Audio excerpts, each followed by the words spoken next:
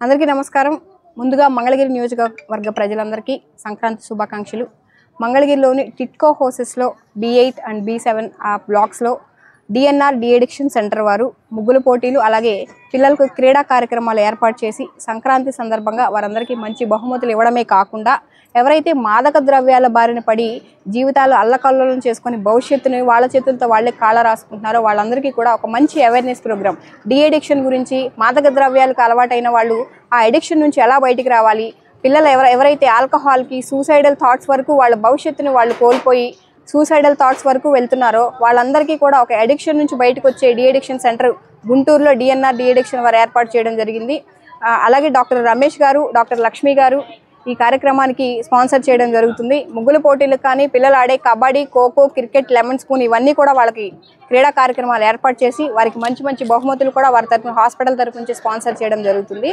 ఈ హాస్పిటల్ ఒక ముఖ్య ఉద్దేశం ఏంటంటే DNR de addiction centre Guntur వారు గత 15 సంవత్సరాల నుంచి డి అడిక్షన్ సెంటర్ మీద అలాగే మాదక ద్రవ్యాలకు ఎడిక్ట్ అయ్యి జీవితాన్ని కోల్పోతున్న వారందరినీ కూడా ఒక అవేర్నెస్ కార్యక్రమాలు ఏర్పాటు చేసి హాస్పిటల్ ద్వారా వాళ్ళకి వైద్య సేవలే కాకుండా కౌన్సిలింగ్స్ కూడా ఏర్పాటు చేసి అవసరమైన వాళ్ళని హాస్పిటల్లో ఒక 15 to 20 డేస్ అడ్మిట్ చేసుకొని వాళ్ళ అడిక్షన్ నుంచి పూర్తిగా బయటకు వచ్చేంత వరకు కూడా వాళ్ళకి సహాయం చేసి వాళ్ళని మళ్ళీ వాళ్ళకి మంచి లైఫ్ అందించేంత వరకు కూడా డి అడిక్షన్ సెంటర్ వారు హెల్ప్ చేస్తూ ఉంటారు.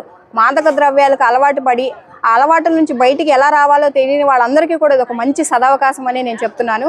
మాదక ద్రవ్యాలే కాకుండా మత్తు పదార్థాలు, గాంజాయి, అలాగే ఆల్కహాల్, సిగరెట్ ఇలాంటి వాటికి పూర్తిగా బానిసలయ్యి వాటి నుంచి బయటికి రావాలన్నా రాలేని పరిస్థితిలో ఉన్న ప్రతి ఒక్కరూ కూడా DNR de addiction centre Guntur వారిని సంప్రదించి వారి వైద్య సేవలు ఉపయోగించుకొని అడిక్షన్ నుంచి బయటికి రావాల్సిందిగా కోరుకుంటున్నాము. Thank you.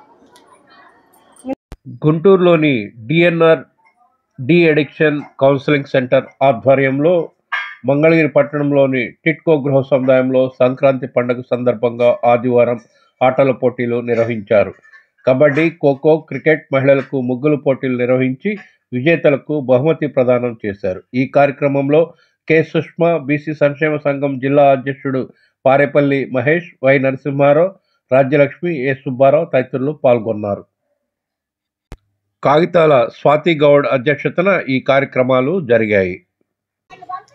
నిన్న జరిగిన ఆటల పోటీలు మనందరికీ కూడా పల్లెటూరు వాతావరణాన్ని మన ఈ టిట్కో ఇళ్లలో ఆ గ్రామాల్లో జరిగే ఆనందాన్ని మళ్ళీ ఇక్కడ మనందరం కూడా అంతే ఆనందాన్ని అందరూ ఎంజాయ్ చేయడం చాలా సంతోషం.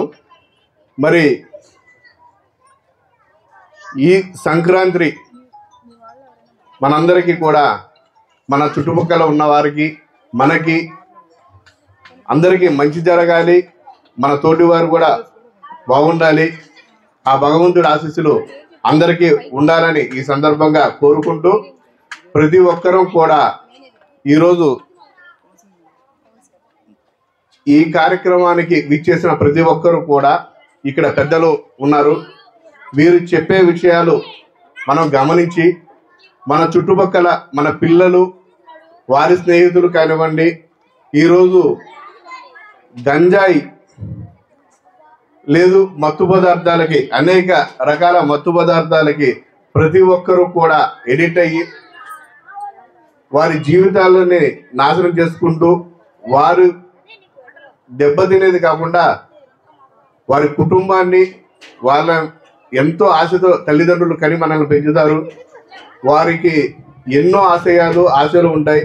వారి ఆశయాలకు విరుద్ధంగా మనం చెడిపోయేది కాకుండా మన పక్కన స్నేహితుల్ని, మనం చుట్టుపక్కల వాతావరణాన్ని ఎంత తారుమారు చేస్తుంది అనేది ఒక్కసారి మనందరం ఆలోచించుకోవాలి. ఎందుకంటే పెద్దలు చెప్తారు, చెడు చాలా తీగా ఉంటుంది, మంచి కష్టంగా ఉంటుంది.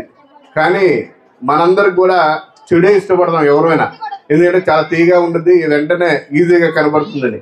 కానీ దానివల్ల ఏంది లాభం లాస్ అనేది చిన్న వయసు కాబట్టి అర్థం చేసుకోవడం, ఆలోచించడం చాలా కష్టంగా ఉంటుంది.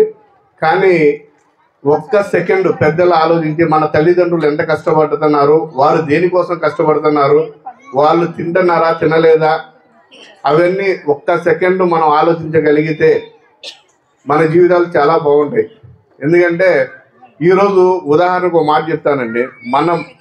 మనకున్న మెమరీ అంతా కూడా ఈ సెల్ ఫోన్ వాడకం వల్ల గతంలో మేమందరం కూడా 200-300 నెంబర్లు ఫోన్ నెంబర్లు అందరికీ గుర్తుండే. ఇవాళ ఇంట్లో ఫోన్ నెంబరే గుర్తుండాల. కేవలం మనం బ్రెయిన్కి వచ్చేసి 10% వర్క్ ఇస్తున్నాం, సెల్ ఫోన్కి 90% వర్క్ ఇస్తున్నాం. దానివల్ల మనమే మన జీవితాన్ని మనమే నాశనం చేసుకుంటున్నాం. అది సెల్ ఫోన్కి 10% వర్క్ ఇచ్చి మన బ్రెయిన్కే ఎక్కువ శ్రమనిస్తే మనం ఆరోగ్యంగా ఉంటాము, ఎదుటివారికి జ్ఞాపక శక్తి పెరుగుతుంది. రెండోది 10 మందికి కూడా మనం మంచి చేయగలుగుతాం. మనం ప్రతి సమాజంలో ఇవాళ ఎంతో మందిని చూస్తున్నాం. ఈ గంజాయి మత్తు పదార్థాలు తాగి మన తోటి వాడి తాగిన తర్వాత అక్క చెల్లి తల్లి తండ్రి ఏ విశిక్షణ జ్ఞానం అనేది లేకుండా క్రూర మృగంలాగా ఎంతో మందిని ఎన్నో హత్యలు జరుగుతున్నాయి, ఎన్నో ప్రాణాలు మహిళలు బలవుతున్నారు. కానీ పిల్లలు దానికి అలవాటు పడుతున్నారు అని అంటే కొంత మన తల్లిదండ్రులదే బాధ్యత. ఎందుకంటే తండ్రి సంపాదించడానికి మన ఇంటి అవసరాల కోసం తెల్లారలేస్తే వెళ్ళి కష్టపడతాడు, అతనికి అనేక రకాల సమస్యలు ఉంటాయి.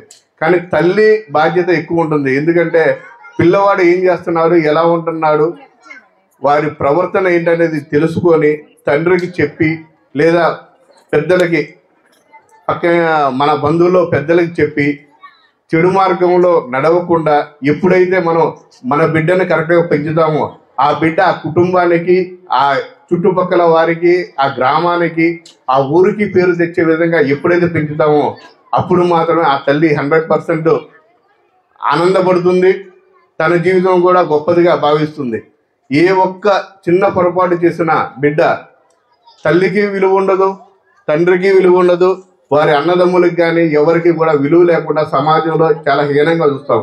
మనం చెప్పాల్సింది ఇలా ఎక్కడన్నా తప్పు జరిగితే అది ఉదాహరణకి మన పిల్లలకి చెప్పి ఇలా బ్రతకూడదు, అలా బ్రతికితే ఇలా ఇంత హీనంగా చూస్తారు, వీరిని పోలీసులు కొడతారు లేదా జైల్లో పెడతారు అనేది ఒక భయాన్ని పిల్లలకి నేర్పుతూ చెడు ప్రవర్తన వెళ్ళకుండా మనం ప్రతి ఒక్కరిని మన పిల్లల్ని చిన్న వయసు నుంచే తల్లి ఎక్కువ శాతం పిల్లలతో కేటాయించి ఎలా ఉండాలి, ఒక పోలీస్ ఆఫీసర్ను చూపించి నువ్వు ఒక పోలీసు లాగా అవ్వాలంటే ఇలా కష్టపడి చదవాలి అని 24 గంటలు బిడ్డకి ఎంత టైం కుదిరితే అంత టయాన్ని కేటాయించి పిల్లల్ని మంచి మార్గంలో మనం కానీ చదివించి ముందుకు తీసుకెళ్ళగలిగితే మన దేశం భవిష్యత్తు కానివ్వండి, తోటి పక్కన ఆడపిల్లల జీవితాలు కానివ్వండి, ప్రతి ఒక్కరూ కూడా గొప్పగా బ్రతుకుతాం.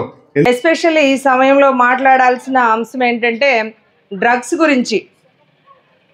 గురించి అంటే నేనైతే చూద్దాం అసలు దాని గురించి అనుకున్నప్పుడు ఏవేవో ఉన్నాయి, కాకపోతే అవన్నీ కూడా మనకేమీ తెలియదు. ఇక్కడ ఉన్న మీ అందరికి కూడా లోకల్ పీపుల్ మనం అందరం కూడా మనకి తరచూ వినేది ఏంటంటే గంజాయి. ఈ మధ్యకాలంలో మనం ఎక్కువ వింటూ ఉన్నాం గంజాయి అని. ఎస్పెషల్లీ మా స్కూల్స్లో కూడా కొంతమంది పిల్లల దగ్గర కూడా వింటూ ఉన్నాం. నేను నవలూరు హై స్కూల్లో బయాలజీ టీచర్గా చేస్తూ ఉన్నానండి. మొన్నటి వరకు ఇన్ఛార్జ్ హెచ్ఎంగా చేశాను. ఆ టైంలో ఏమయ్యేదంటే ఆ చుట్టూ ఉన్న ఉడా కాలనీ నుంచి మాకు పిల్లలు వచ్చేవాళ్ళు. ఉడా కాలనీ అంటే మీకు కూడా ఎంతో కొంత ఐడియా ఉండుంటుంది. కొంతమంది అక్కడ వాళ్ళు ఇక్కడ హౌసెస్ వచ్చిన వాళ్ళు కూడా ఉన్నారు. ఆ పిల్లలందరూ కూడా ఎక్కువగా ఐసోలేటెడ్ ఫ్యామిలీస్ నుంచి పనుల కోసం వచ్చిన పిల్లలు. నేను వచ్చిన కొత్తలో స్కూల్కి అస్సలు వచ్చేవాళ్ళు కాదు పిల్లలు. ఏంటి అని చెప్పేసి ఎంక్వైరీ చేసినప్పుడు ఆ పిల్లలందరూ కూడా ఒకరోజు చూశాను, అటువైపు స్టేడియం వైపు క్రికెట్ స్టేడియం ఉంది కదా, ఆ పక్కనంతా ముళ్ళ కంపలు అయి ఉంటే దానిలో ఏరుకుంటూ ఉన్నారు ఒక 2-3 పిల్లలు వచ్చి చెప్పారు, మేడం వాళ్ళు ఏరుతున్నారు అని. ఏం ఏరుతున్నారంటే డ్రగ్స్ అంట. నేను షాక్ అయ్యాను. డ్రగ్స్ ఏరడం ఏంట్రా, డ్రగ్స్ అక్కడ ఎందుకు ఉంటుంది అంటే ఈ గంజాయి చాలా మంది వీళ్ళు ఉంటారు కదా కుర్రవాళ్ళు, ఆ గంజాయికి ఎడిక్ట్ అయిన వాళ్ళందరూ నైట్ అక్కడ కూర్చొని ఆ కవర్లో వాడేసి ఆ కవర్లన్నీ అక్కడ పడేస్తారంట. వినాలండి జాగ్రత్తగా. ఇది అందరూ మీలో ఎంతో కొంతమంది ఫేస్ చేస్తూ ఉండవచ్చు, పిల్లల దగ్గర నుంచి లేదా మీ హస్బెండ్స్ దగ్గర నుంచి. లేదు ఒకవేళ ఫేస్ చేయట్లేదు, మాకు ఆ బాధ లేదు అన్నప్పుడు విన్నా మంచిదే, మనం వేరే వాళ్ళకి చెప్పొచ్చు. ఆ కవర్స్ అన్ని కలెక్ట్ చేసుకుంటే ప్రతి కవర్లో కొంచెం కొంచెం వస్తుందంట, అది వాడు తీసుకుంటాడంట. అసలు నాకు అది విన్నప్పుడు ప్రాణం తరుక్కుపోయింది. అసలు ఎంత బాధ వేసిందంటే వెంటనే నేను వాడిని ఎలా చేయాలి ఏం చేయాలని చెప్పేసి పిల్లల్ని పంపించి ఆ పిల్లల్ని తీసుకొచ్చేసి, ఆ పిల్లవాడి పేరు కూడా చెప్తాను, నవీన్ వాడి పేరు. వాడితో మాట్లాడి వాళ్ళ అమ్మని పిలిపించి మాట్లాడినప్పుడు చాలా చిన్న ఏజ్ అమ్మాయి, మంగళగిరిలో ఇళ్లలో పనులు చేసి వాళ్ళ ఫ్యామిలీని అమ్మాయి నెట్టుకొస్తుంది.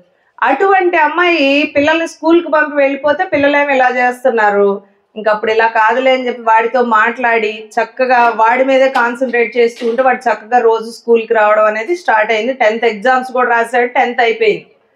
సరే ఓకే, ఇంకా నవలూరు స్కూల్ ఒక్కటే కాదు, నెక్స్ట్ ఇంకా పెనుమాక స్కూల్లో కూడా చూసాం మేము ఈ విషయం. పెనుమాక స్కూల్లో కూడా ఆ ఏరియాలో అంతా కూడా తాడేపల్లి అటువైపు సెటిల్మెంట్ వాళ్ళు ఉంటారంట. అందరూ కూడా గంజాయికి ఎడిక్ట్ అయిన వాళ్ళు ఎక్కువగా ఉన్నారు. ఈ గంజాయిని కానీ ఇంకా ఈ డ్రగ్స్ ప్యాకెట్స్ అన్నారు కదేవో, అవి పంపడానికి ట్రాన్స్పోర్టేషన్కి వాళ్ళు ఎవరిని వాడుతున్నారమ్మా అంటే చిన్న పిల్లల్ని వాడుకుంటూ ఉన్నారు. చిన్నపిల్లలు అంటే మోస్ట్లీ 10 years నుంచి 15 years మధ్యలో పిల్లల్ని ఎక్కువగా వాడుతూ ఉన్నారు. అయితే దానికి ఫలితంగా వాళ్ళకి ఏమి ఇస్తున్నారు, ఒక 20 రూపాయలు 30 రూపాయలు ఇస్తారంట. దానితో పాటు వాళ్ళు ఏదైతే తీసుకుంటున్నారో ఆ మత్తు మందు, ఆ గంజా ఏదైతే ఉందో అది కొంత వాళ్ళకు కూడా ఇస్తూ ఉన్నారంట. అది వినగానే అసలు ఎంత బాధ అనిపించిందంటే, ఏంటి ఇదంతా, అసలు మన సొసైటీ అంతా ఎటు వెళ్తుంది? కొంతమంది పూరితమైన మనసుతో ఉన్న వాళ్ళ యొక్క స్వార్థం కోసం పసిపిల్లలు వాళ్ళ ఆరోగ్యం ఏమవుతుందండి ఆ డ్రగ్స్ అనేవి కన్జ్యూమ్ చేస్తే? చాలా దారుణం కదా, చాలా బాధ అనిపించింది. మరి ఏంటి దానికి అసలు ఎక్కడ పడుతుంది, మూలాలు ఎక్కడ ఉన్నాయి, వాళ్ళకి అది ఎలా అలవాటు అవుతుంది? ముందుగా చూసుకుంటే అది మన ఇంట్లోనే ప్రారంభం అవుతుంది. మన ఇంట్లో ప్రారంభం అవడం ఏంటి మేడం, మేము ఇళ్లలో ఏం అలవాటు లేదు కదా అంటే, ఇళ్లలో మనం చేయాల్సిన ముఖ్యమైన పని ఏంటంటే పిల్లలతో మనం స్పెండ్ చేయాలి. ఎక్కడ కుదిరిద్ది మేడం, మేము రోజంతా మా పనులు మేము చేసుకొని వస్తాం, మరి రాత్రులు మేము పిల్లలతో ఎంత స్పెండ్ చేస్తాం? తప్పదు, స్పెండ్ చేయాల్సిందే. మన పిల్లల సహవాసాలు ఎలా ఉన్నాయి, మన పిల్లలు ఎటు వెళ్తున్నారు, వాళ్ళు ఏం తీసుకుంటున్నారు, వాళ్ళు డబ్బులు ఏమన్నా తీసుకుంటున్నారా, లేదా ఏమైనా బయట ఏమన్నా అల్లరి పనులు చేస్తున్నారు, ఇవన్నీ కూడా గమనించుకోవాల్సిన బాధ్యత యాజ్ ఎ పేరెంట్స్గా మన మీదే ఉంది. మనం కనుక ఆ విధంగా పిల్లలతో స్పెండ్ చేయగలిగినట్లయితే పిల్లలు ఖచ్చితంగా మన లైన్ తప్పి పక్కకి వెళ్ళరు. మనం ఎప్పుడైతే పిల్లలతో గడపడం మానేస్తామో వాళ్ళు బయట చెడు సావాసాలకి అలవాటు పడతారు.